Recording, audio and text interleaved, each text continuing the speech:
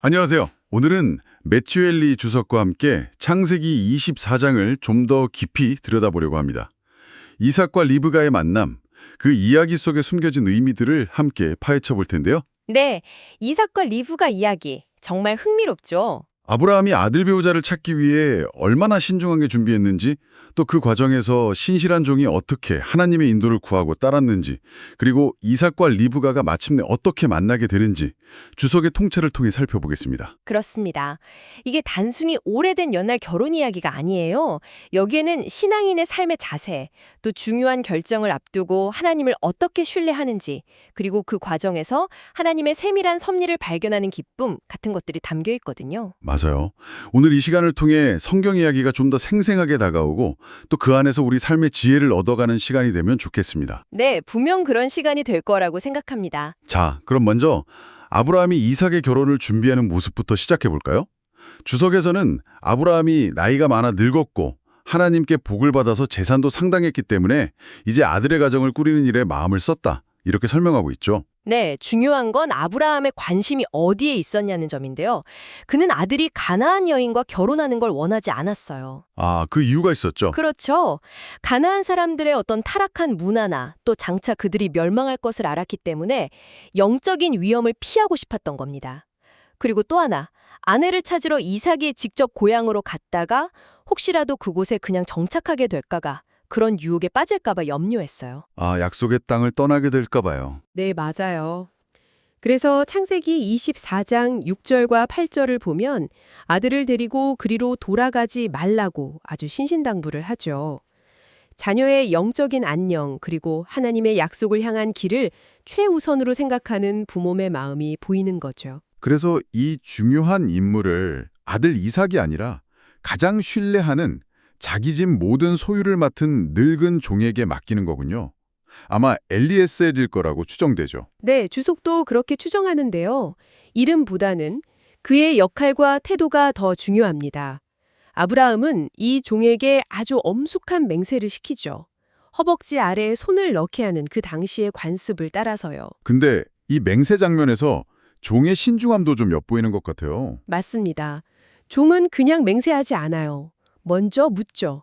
만약에 여자가 따라오려고 하지 않으면 어떡합니까? 하고요. 아, 미리 확인하는군요. 네, 혹시 모를 상황까지 고려하는 거죠. 아브라함은 그럴 경우에는 맹세에서 자유로울 거라고 답해줍니다. 조건을 명확히 하는 지혜가 보이죠. 그러면서도 아브라함은 아주 강한 믿음을 보여줘요. 창세기 24장 7절에서 하나님께서 천사를 앞서 보내셔서 이 일을 성공적으로 이끌 거라고 확신하거든요. 그냥 막연한 기대가 아니었겠네요. 그렇죠. 주석은 이게 과거 자신을 인도하셨던 하나님의 신실하심에 대한 경험, 그리고 가나안 땅에 대한 약속에 근거한 깊은 믿음이었다고 설명합니다. 정말 대단한 믿음입니다. 자, 그 믿음을 가지고 종은 이제 길을 떠납니다. 낙타 10마리에다 주인의 온갖 좋은 것들을 가지고 메소포타미아로 향하죠. 네, 먼 길을 떠나 목적지에 도착해서 저녁 무렵 우물가에서 아주 중요한 기도를 드립니다. 이 기도가 아주 인상적이죠. 네, 주석이 특히 주목하는 부분이에요. 그냥 좋은 사람 만나게 해주세요. 이게 아니었어요. 창세기 24장 12절부터 14절을 보면 우리 주인 아브라함의 하나님 여호와여 원하건대 오늘 나에게 순조롭게 만나게 하사 내 주인 아브라함에게 은혜를 베푸시옵소서 이렇게 구체적으로 간구하고요. 그리고 특별한 표적을 구하죠. 맞아요. 아주 구체적인 표적입니다. 자기라 물을 달라고 했을 때 마시라 내가 당신의 낙타에게도 마시게 하리라 이렇게 대답하는 소녀가 나타나면 바로 그 소녀가 하나님께서 이삭을 위해 정하신 사람인 줄 알겠다 이거였죠. 네, 그냥 물 한 잔 주는 건 뭐 그럴 수 있는데 낙타 10마리에게까지 물을 주겠다는 건 정말 보통 일이 아니잖아요. 그렇죠. 엄청난 수고가 필요한 일이죠. 그래서 주석은 이 표적이 단순한 우연이나 요행을 바란 기도가 아니었다고 강조해요. 아, 그럼 어떤 의미가 있는 건가요? 종은 이 표적을 통해서 이삭의 아내가 될 사람의 성품을 확인하고 싶었다는 거예요. 낯선 나그네에게 친절하고 또 그 많은 가축들까지 돌볼 만큼 부지런하고 너그러운 마음씨를 가진 사람. 아하, 그 노동의 현장인 우물가에서 그런 모습을 보인다면 진짜 인품이 드러나는 거겠군요. 네, 겸손함, 부지런함, 친절함 같은 구체적인 덕목을 확인하려는 아주 지혜로운 기도였다는 거죠. 정말 깊은 생각이 담긴 기도였네요. 근데 더 놀라운 건 그 기도가 끝나기도 전에 리브가가 나타나서 기도한 내용 그대로 행동한다는 거죠. 맞습니다. 창세기 24장 15절은 말을 마치기도 전에 리브가가 나타났다고 기록해요. 외모도 아름다웠지만 종의 요청에 아주 겸손하고 신속하게 응답하죠. 네, 물을 길어다 주고 그리고 더 나아가서 내가 당신의 낙타를 위하여서도 물을 길어 그것들도 배불리 마시게 하리이다 라고 말하면서 그 힘든 일을 자청해요. 와, 그때 종의 반응이 흥미로운데요. 창세기 24장 21절을 보면 묵묵히 주목하며 여호와께서 과연 평탄한 길을 주신 여부를 알고자 하더니 라고 되어 있어요. 주석은 이 묵묵히 주목했다는 표현을 그냥 쳐다봤다는 게 아니라 이게 정말 하나님의 응답인지 아주 신중하게 살피고 확인했다는 의미로 봐요. 아, 그냥 감정적으로 흥분한 게 아니군요. 그렇죠. 그리고 그녀가 아브라함의 친족, 즉 부드엘의 딸이라는 것까지 확인하고 나서야 크게 기뻐하며 안도합니다. 자, 이제 목표했던 바가 이루어지는 순간인데 여기서 종의 다음 행동이 또 인상 깊어요. 바로 하나님께 엎드려 경배하라고 찬송하죠. 네, 맞아요. 일이 완전히 다 마무리된 것도 아닌데 하나님의 신실하심과 인도하심을 경험하자마자 바로 감사를 표현해요. 창세기 24장 27절에서 나의 주인 아브라함의 하나님 여호와를 찬송하나이다. 나의 주인에게 주의 인자와 성실을 그치지 아니하셨으며 여호와께서 길에서 나를 인도하사 내 주인의 동생 집에 이르게 하셨나이다. 라고 외치잖아요. 이게 좀 대단한 것 같아요. 그렇죠. 주석은 여기서 종의 깊은 신앙심을 읽어냅니다. 모든 과정이 자기 노력이나 우연이 아니라 전적으로 하나님의 은혜와 인도 덕분임을 분명히 알았고 거기에 즉각적으로 감사로 반응했다는 거죠. 자, 이 놀라운 소식을 들은 리브가의 집안 반응은 어땠을까요? 오빠인 라반이 먼저 마중 나왔다고 하는데요. 네, 리브가가 집으로 달려가서 이 일을 알리니까 오가 라반이 급히 마중을 나와요. 주석은 라반이 리브가가 받은 콧걸이나 손목의 금고리를 보고 창세기 24장 30절 아, 이 손님이 재력이 상당하구나 알아채고 더 환대했을 가능성도 언급하긴 합니다. 약간 그런 현실적인 면도 있군요. 뭐 그럴 수 있죠. 하지만 종은 이런 환대에 그냥 들뜨거나 머뭇거리지 않고 자기 본분을 잊지 않아요. 맞아요. 음식이 차려졌는데도 내가 내 일을 진술하기 전에는 먹지 아니하겠나이다. 창세기 24장 33절 이렇게 말하죠. 정말 대단한 집중력이에요. 그렇죠. 주석은 이 태도에서 맡은 사명에 대한 종의 충성심과 책임감을 볼 수 있다고 말해요. 개인적인 안락이나 필요보다 주인의 명령, 그리고 하나님의 일을 우선시하는 자세를 보여준다는 거죠. 그리고 나서 자초지종을 아주 상세하고 설득력 있게 설명하기 시작합니다. 어떤 내용들을 주로 이야기했나요? 우선 자기 주인 아브라함이 어떤 사람인지, 하나님께 얼마나 큰 복을 받았는지 설명하고요. 또 이 모든 재산을 아들 이삭에게 상속했다는 사실도 밝혀서 아브라함 집안의 위상을 알리죠. 그런 다음 왜 아브라함이 가나안 여인이 아니라 친족 중에서 며느리를 찾으려 했는지, 그리고 이 여정이 하나님의 도우심으로 반드시 성공할 거라는 아브라함의 믿음, 창세기 24장 40절에 나오는 그 믿음을 전합니다. 우물가에서 있었던 그 놀라운 일도 당연히 자세히 설명했겠죠. 물론이죠. 그게 핵심이니까요. 자기가 어떻게 구체적으로 기도했고 그 기도가 얼마나 놀랍고 정확하게 리브가를 통해 응답되었는지를 아주 생생하게 증언합니다. 특히 창세기 24장 48절에서는 나를 바른 길로 인도하사라고 말하면서 이 모든 과정이 하나님의 직접적인 인도하심이었음을 강조해요. 그러니까 이게 사람의 계획이 아니라 하나님의 뜻이다. 이걸 설득하는 거군요. 네, 주석은 종이 이 설명을 통해 리브가의 가족들이 이 혼담이 인간적인 계획이나 우연이 아니라 명백한 하나님의 뜻임을 깨닫도록 설득하고 있다고 분석합니다. 이 설명을 들은 리브가의 아버지 부두엘과 오빠 라반의 반응이 정말 놀랍습니다. 이 일이 여호와께로 말미암았으니 우리는 가부를 말할 수 없노라. 창세기 24장 50절. 주저없이 그냥 바로 승낙하잖아요. 네, 정말 대단한 반응이죠. 주석은 이들의 반응을 아주 긍정적으로 평가해요.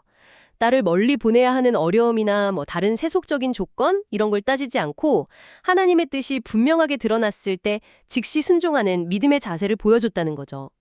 인간적인 계산이나 감정보다 하나님의 섭리를 우선시하는 모습이네요. 맞습니다. 이 응답을 들은 종은 또다시 한번 땅에 엎드려 하나님께 경배하고 창세기 24장 52절 가져온 귀한 예물들을 리브가와 그녀의 어머니, 오빠에게 선물하면서 감사를 표합니다. 자, 이제 혼담은 성사됐고 리브가를 데리고 돌아갈 일만 남았는데 여기서 또 약간의 뭐랄까 갈등 아닌 갈등이 생기죠. 그렇습니다. 임무를 성공적으로 마친 종은 다음 날 아침 바로 떠나겠다고 해요. 창세기 24장 54절. 근데 리브가의 가족들은 갑작스러운 이별이 너무 아쉬우니까 열흘이나 며칠을 우리와 함께 머물라고 청하죠. 창세기 24장 55절. 딸을 떠나보내는 가족의 좀 애틋한 마음이 느껴지는 대목이에요. 그렇죠. 그런데 종은 단호하게 거절하죠. 네, 주인을 기다리게 할 수 없다면서요? 이때 가족들이 리브가의 의사를 직접 묻기로 하잖아요. 그에게 물으리라. 네, 중요한 결정에 당사자인 리브가의 의사를 존중하는 모습이죠. 그리고 리브가의 대답은 아주 단호합니다. 내가 가겠나이다. 창세기 24장 58절. 망설임이 없어요. 와, 정말 결단력이 있네요. 에 만난 종의 이야기만 듣고 이런 결정을 내린 배경에는 아마도 종의 경건한 태도나 간증을 통해서 아브라함 집안의 신앙적인 분위기를 감지하고 그 믿음의 공동체에 합류하기를 스스로 열망했을 수 있다 이렇게 추측합니다. 익숙한 고향을 떠나서 믿음의 길을 선택한 결단으로 보는 거군요. 네, 그런 해석이 가능하죠. 결국 리브가는 유모와 시녀들과 함께 종을 따라 나섭니다. 떠나는 리브가를 향한 가족들의 축복 기도도 참 인상 깊어요. 우리 누이여 너는 천만인의 어머니가 될지어다. 내 씨로 그 원수의 성문을 얻게 할지어다. 창세기 24장 60절. 이 축복은 하나님께서 아브라함에게 주셨던 약속, 창세기 22장 17절의 그 약속을 떠올리게 하죠. 아마 종이 아브라함 가문에 주어진 하나님의 축복에 대해 이야기했을 것이고 가족들이 그 약속이 리브가를 통해 이루어지기를 기도해 준 것 같아요. 단순한 작별 인사가 아니라 신앙적인 축복과 기대를 담은 기도였습니다. 한편 그 시각에 이삭은 무엇을 하고 있었나요? 이삭은 저물녘에 들에 나가 묵상하고 있었다고 기록되어 있어요. 창세기 24장 63절. 주석은 여기서 묵상이 그냥 생각하는 게 아니라 기도와 깊은 생각에 잠겨서 하나님과 교제하는 시간을 의미한다고 설명합니다. 어머니 사라를 잃은 슬픔 속에서도 경건한 습관을 가지고 있었군요. 네, 그런 모습을 엿볼 수 있죠. 바로 그때 멀리서 오는 낙타떼, 즉 리브가 일행을 발견하게 됩니다. 드디어 이삭과 리브가가 만나는 순간이네요. 리브가도 이삭을 보고는 낙타에서 내려 노을로 얼굴을 가리죠. 네, 종에게 저 사람이 누구냐고 묻고 자신의 주인이 될 이삭이라는 것을 알게 되자 너울로 얼굴을 가립니다. 주석은 이걸 당시의 관습이기도 했겠지만 미래의 남편 앞에서 보이는 어떤 겸손함과 정숙함의 표현으로 해석합니다. 마침내 이삭은 리브가를 아내로 맞이하고 사랑하게 되면서 3년간 깊었던 어머니 사라를 잃은 슬픔에서 위로를 얻습니다. 창세기 24장 67절인데요. 이 마지막 구절에 대해서 주석은 어떻게 설명하나요? 주석은 이삭의 깊은 효심과 동시에 하나님께서 예비하신 아내 리브가를 통해서 그 슬픔이 치유되고 큰 위로를 받았다는 점을 강조해요. 단순히 그냥 외로움을 달래는 차원이 아니라 경건한 결혼 관계 안에서 주어지는 하나님의 위로와 축복을 보여준다는 거죠. 의무와 사랑에 기초한 건강한 부부 관계가 이전의 상실감을 어떻게 회복시키는지를 보여주는 아주 아름다운 마무리라고 평가합니다. 오늘 매튜 헨리 주석을 통해서 창세기 24장을 다시 보니까요. 아브라함의 그 믿음 어린 계획부터 시작해서 종의 충성스러운 순종과 지혜로운 기도, 또 리브가의 담대한 결단, 그리고 이 모든 것을 정말 세밀하게 인도하신 하나님의 손길이 한편의 드라마처럼 느껴졌습니다. 그렇습니다. 이 이야기가 오늘 우리에게도 여러 가지를 생각하게 만드는 것 같아요.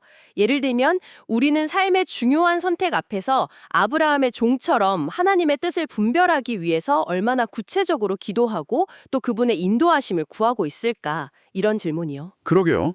또 리브가의 가족처럼 하나님의 뜻이 분명해 보일 때 우리의 어떤 생각이나 감정, 계획보다 그걸 앞세워서 순종할 준비는 되어 있는가? 이런 것도 생각해 보게 되고요. 맞아요.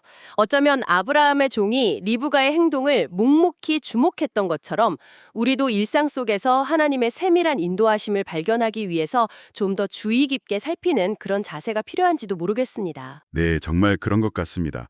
하나님은 여전히 우리 삶의 여정 가운데 일하고 계시니까요. 오늘 나눈 이야기처럼 여러분의 삶 속에서도 하나님의 놀라운 인도하심을 발견하고 또 그 뜻에 기쁨으로 순종하면서 동행하는 그런 복된 여정이 되시기를 바랍니다.